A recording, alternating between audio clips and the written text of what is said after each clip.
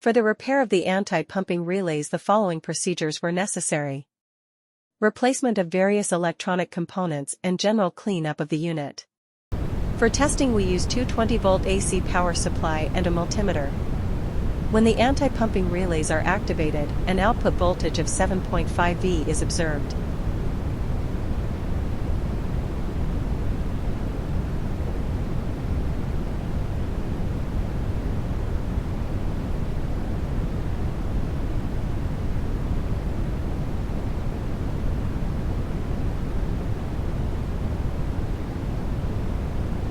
The same process repeated and for the other one.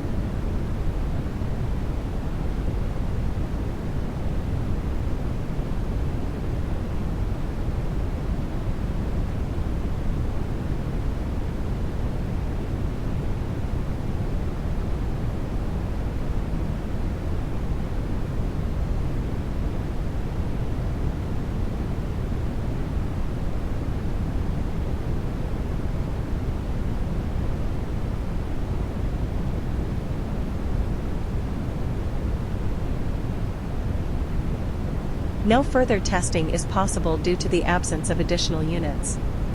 It is now clear that the anti-pumping relays are working successfully and are ready to be delivered to the client.